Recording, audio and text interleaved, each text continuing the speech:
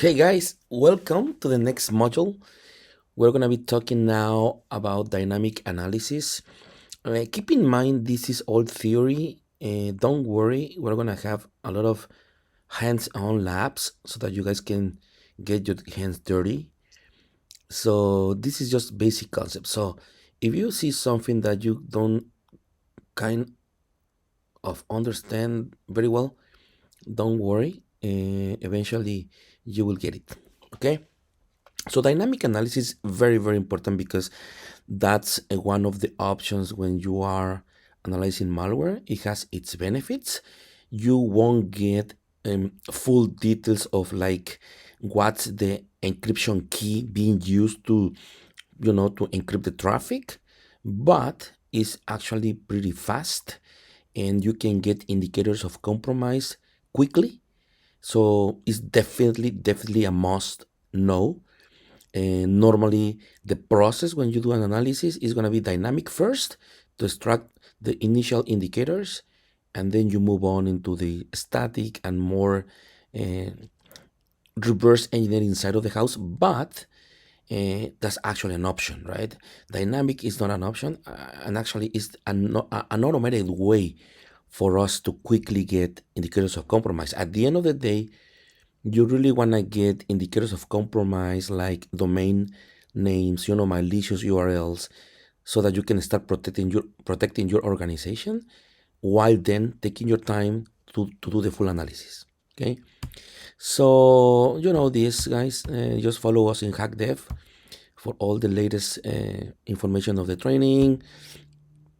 And let's get started. We're going to be talking about different classes. First one, type of malwares. It's very important for you guys to know what are the type of malwares that exist today, the spreading techniques, how these guys gets into the organizations, how you analyze malware. Here is high level, it's just theory. Don't get me too worried. It's just high level, the tools that you are going to be using during the labs, how you can set up a malware lab for analysis, and the summary. And actually, I'm going to start with a glossary of important terms that I want you to understand so that you can have, now the normal, the normal names that we are gonna be using, like IOCs, like APTs, like malware, Trojan, backdoor. What does that mean? So let's start with the glossary. The first one, CNC or C2, right? That's the common name of a malicious server. Every time you see in a blog post CNC or C2, that means command and control, and that means that it is the server used by the attackers to control the malware, to exfiltrate data also, but it's all around the infrastructure from the attacker. Callback or beacon.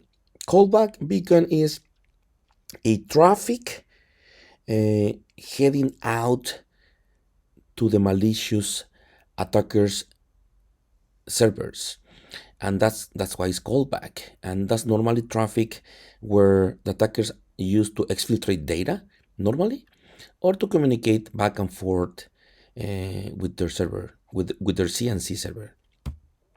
IOC, very common, guys. Indicators of compromise. An IOC is like an indicator of how do I know that my machine is being infected? How do I know if my network is being infected? Let's talk about the machine. You know what? If you have a specific name of a file stored in the registry, Windows registry key, then there is an indicator of compromise because someone put a file inside the registry so that it can run every time the system reboots, for example. Or another indicator of compromise, if you find these specific names in specific folders, that's another indicator of that your machine has been compromised. Another one, traffic at network level. If you see this attacker.com, like as an example, a domain heading out of your network, that's an indicator that someone has already infected one of your systems. Okay, that's the indicators of compromise. At the end of the day, guys, as a malware analyst, you want to get those indicators as quick as possible for your company to be protected. Okay, yeah, you have something that is called like infect, like host based indicators, different terms, but it's the same thing. Network based. Decoy, very very very important one. Decoys are distractors. Imagine that you have a PDF file that when you double click on it, this file is actually legitimate, is not malicious, but behind the scenes you're being infected. So the PDF is the decoy one, the distractor, but behind the scenes you're being infected. Okay, so a decoy is like an installer. You have an installation file that actually installs a legitimate VPN client, but behind the scenes, then you have another file that is infecting you. Those are the decoy ones. Okay. Malware. Okay, malware comes from software, but mal comes from malicious. That's why they combine malicious software is malware. It's a generic term. And crimeware is like another sort of malware, but it's more of malware specific to get money, to make some money. Keep in mind that attackers do this whole kind of attacks for money. Others do it for, like hacktivist, which is more like a politics, efforts, not for money. They just want to raise their hand to hear their voice, for example. APTs is more for espionage, for example. The APTs is more espionage, like China is spying on other countries, or Russia, or any country spying on the other guys is APTs, right? APTs are more like a state sponsor. A state means country. A country that sponsor those teams. Imagine that there is a country like an army that has a full hackers that is sponsored by them to keep attacking other countries. That's why it's an APT, and it's very very advanced, and it's hard to detect. So those kind of different terms. Types of malware. Okay, let's talk about the type of malware we have here. Virus is kind of as you know, as human, we get viruses. It's the same thing.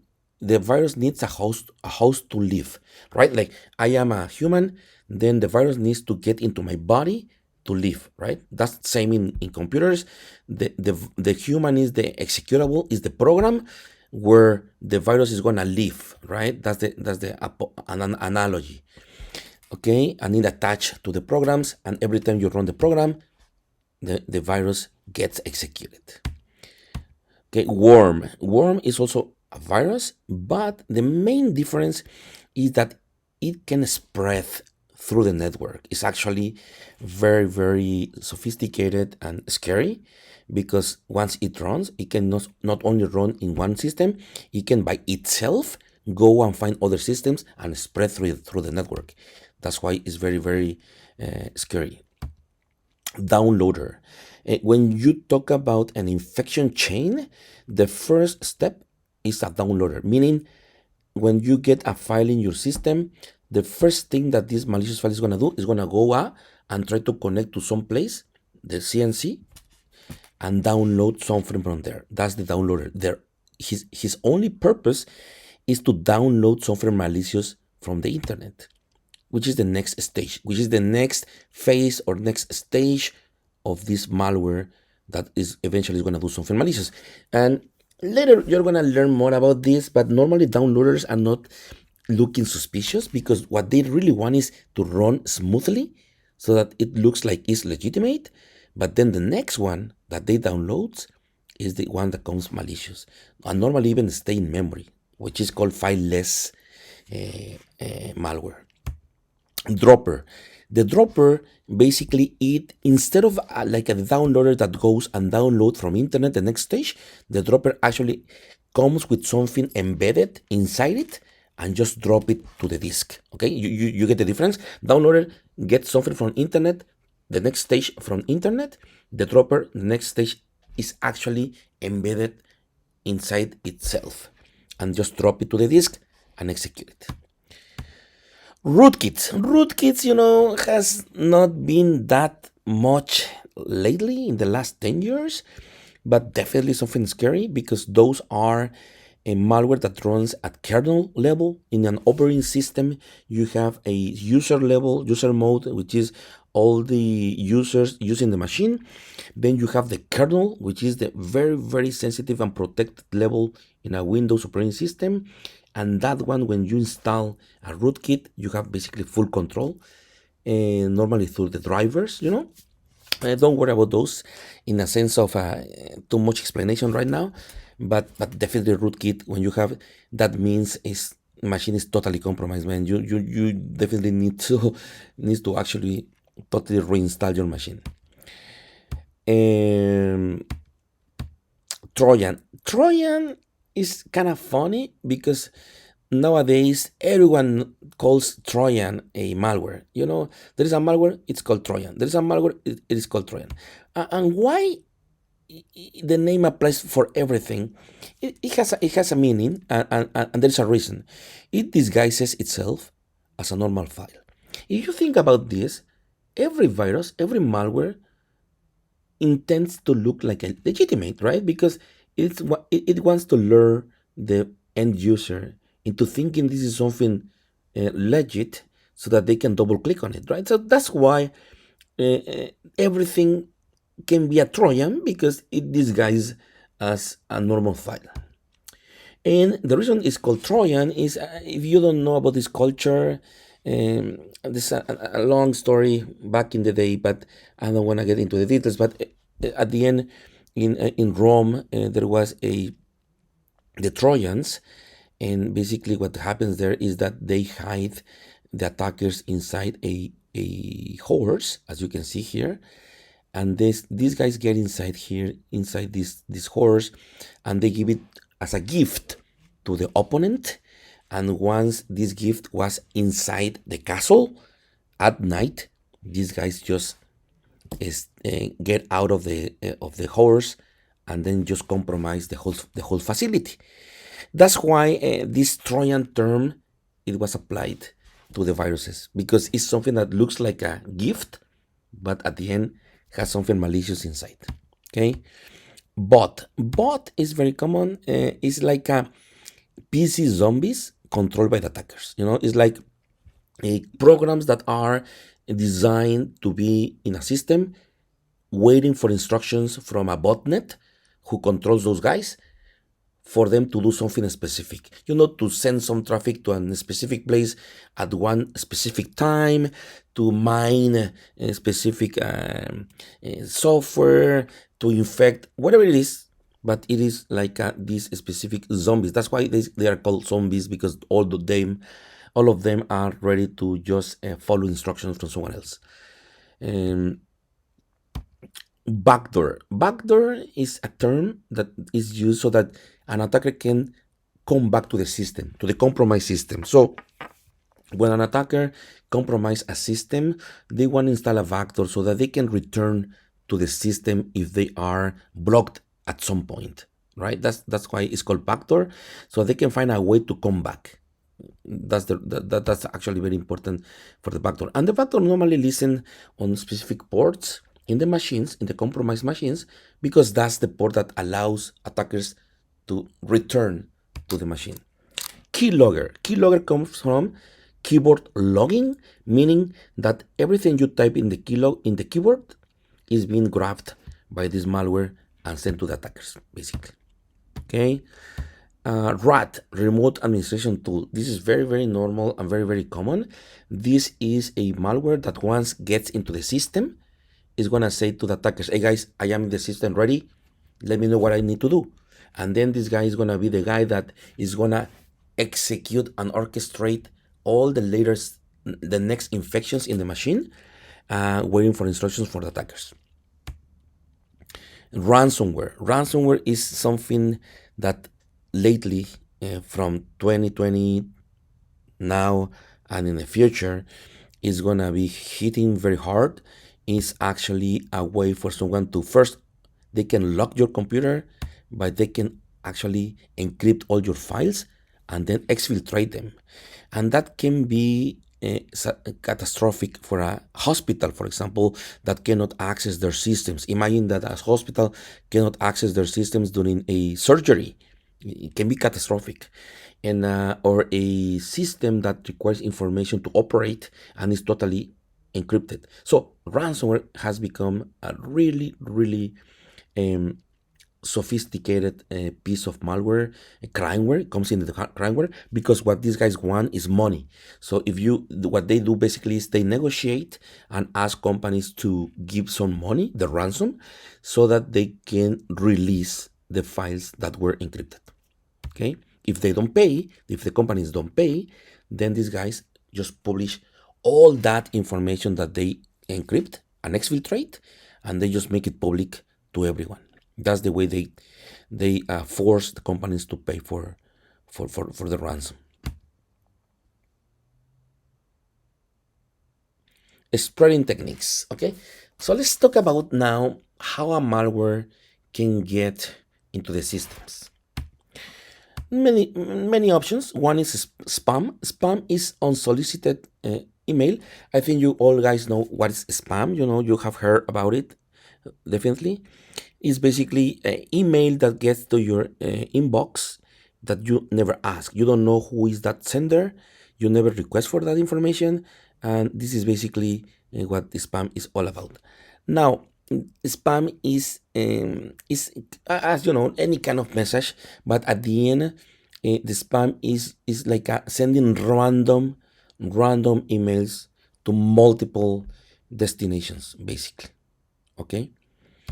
The second is spear phishing. Spear phishing is again also another email, but the difference between spam and spear is that the spear is targeted, meaning you will find a specific person and a specific organization, and you understand exactly what that guy does, and you're going to send a specific email to them trying to lure him into open the file and probably to get the credentials, like, hey, I am this guy and I need to get support from FTP, but I know that you are the FTP administrator, right?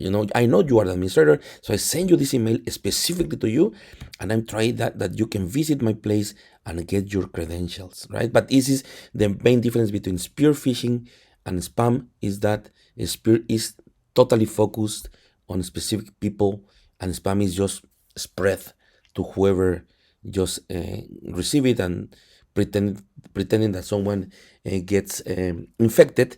And obviously, spear phishings are more into advanced attackers than spam. Exploits is definitely attacks that are high level. If you heard about the Pegasus malware, probably. If not, maybe you heard in the news that there is a malware that when you open a image or a message in WhatsApp, you get compromised your phone. So those are companies that work for governments in the world, and that way the governments surveil, they monitor citizens, and they do it for protections, is what they said. But unfortunately, it can also be used maliciously, and at the end of the day, the way to get in that easy without user interaction is through an exploit. Like in the other side, when you get a malware, you need to double click on it and get infected. In this case, you don't need to do anything. You just need to receive something and then you get compromised.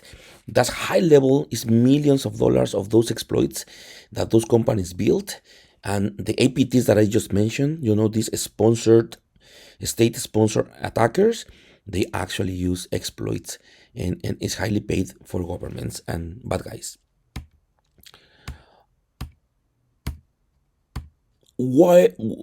Watering hole attacks. So a water hole from which animals regular drink. That water hole attack comes from the water hole. So water hole, as you see here, is when all the animals go there and drink water in the desert, mainly. So, but the attackers, when they do this attack, they compromise legitimate systems. Let's suppose that you go to an e-commerce website. It's totally legitimate, but it is infected. And when you download software from that place, it's actually infected. That's the most catastrophic attack because there is no way for you to know it is malware. You trust the server, you trust the website, and you download whatever comes from it, right? So that's the one of the main attacks that came out lately through watering hole attacks is those systems, sorry, those web servers that are compromised, so that people get infected very easily. So that's something that is very hard to detect.